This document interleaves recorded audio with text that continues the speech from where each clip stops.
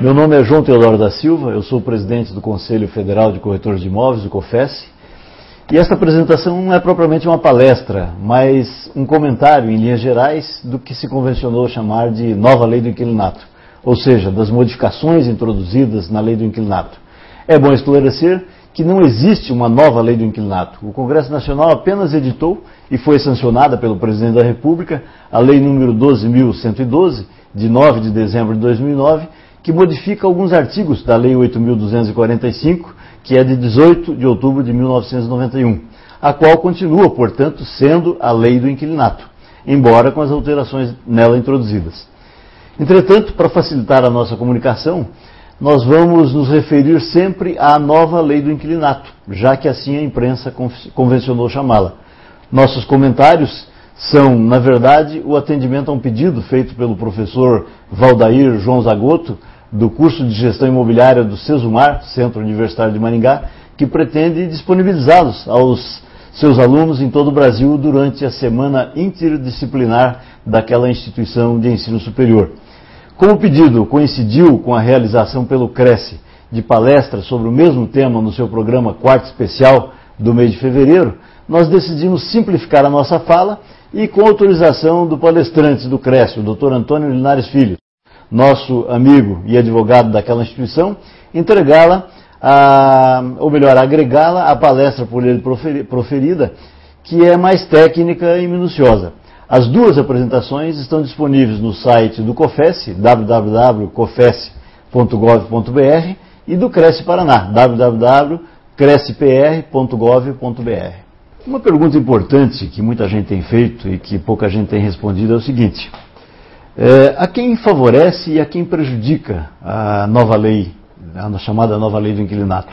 Nós temos aí três partes diretamente interessadas nessa questão: o inquilino, o proprietário e o fiador. Na verdade, o mercado imobiliário como um todo, embora a gente entenda que haja opiniões divergentes, mas no mercado como um todo a gente tem verificado que há uma tendência a aceitar a nova lei como altamente modernizante das relações entre inquilinos e proprietários, e também, obviamente, em relação à questão da fiança. A lei, ela, na verdade, prejudica, sim, o mau inquilino, aquele que não paga as suas obrigações em dia, aquele que costuma a exercer de maneira transversa os direitos que a lei lhe confere.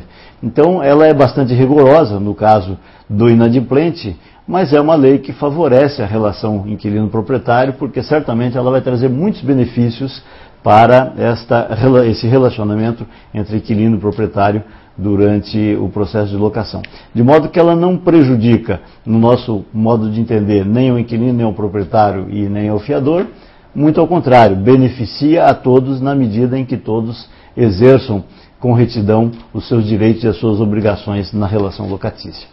Um outro ponto interessante de se observar é com relação a como ficam os contratos de locação que já existem em vigor já existiam em vigor no momento da entrada da nova lei, ou seja, no dia 25 de janeiro de 2010.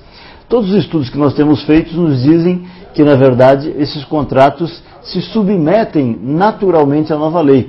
Então, aqueles que já têm contrato em vigor não precisam se preocupar, porque basta que eles cumpram as obrigações que foram estabelecidas pela nova lei, eles não terão nenhum problema. Entretanto, se deixarem de cumprir as suas obrigações contratuais, as suas obrigações locatícias, assumidas durante no contrato, naturalmente, essas pessoas sofrerão as consequências que a nova lei impõe. De modo que os antigos contratos foram recepcionados integralmente pela nova lei.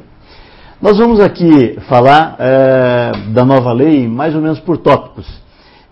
Então, eu gostaria de começar pelo seguinte: a nova lei praticamente não modifica em nada as regras existentes anteriormente para os imóveis não residenciais, ou seja, para aqueles imóveis que são usados para comércio, para indústria, para depósito e assim por diante. naturalmente, como as regras são genéricas, elas são estabelecidas dentro da lei, modificando artigos que já existiam, na verdade, na Lei 8.245, no que couberem, essas novas regras serão também aplicáveis, obviamente, aos imóveis comerciais.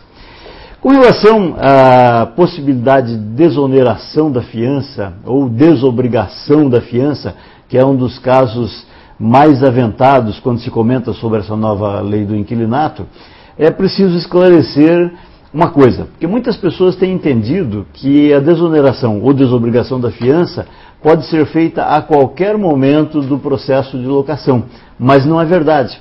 A nova lei do inquilinato estabeleceu claramente os momentos em que pode ser feita a desobrigação da fiança. E são apenas dois momentos, basicamente. O primeiro deles diz respeito ao momento em que um casal, por exemplo, que está ocupando um imóvel alugado, se separa por qualquer motivo.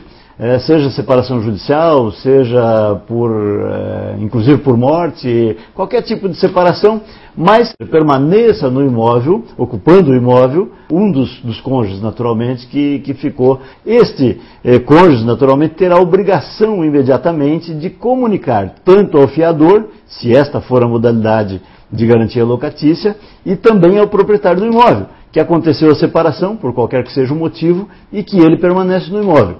E, nesse caso, o fiador, se existir, né, ele terá o direito de se desonerar ou se desobrigar da fiança. Ele vai avisar oficialmente, né, através de uma comunicação documentada, tanto o proprietário do imóvel quanto o inquilino que permaneceu no imóvel, de que ele não pretende mais continuar como fiador.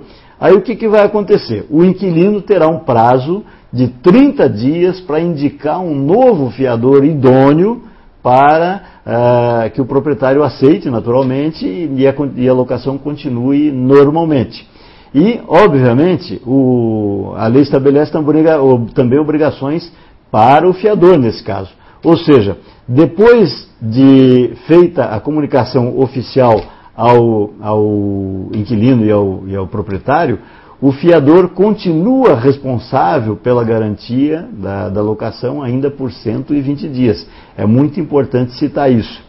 Agora, se o locatário não fizer essa comunicação que ele tem de obrigação legal fazer ao proprietário e ao locador, ou se ele não conseguir indicar um fiador no prazo hábil que a lei estabelece, ou seja, de 30 dias depois de ocorrido o fato que fez com que ele permanecesse sozinho no imóvel, ele naturalmente poderá ter o contrato de locação rescindido, se o proprietário assim o entender.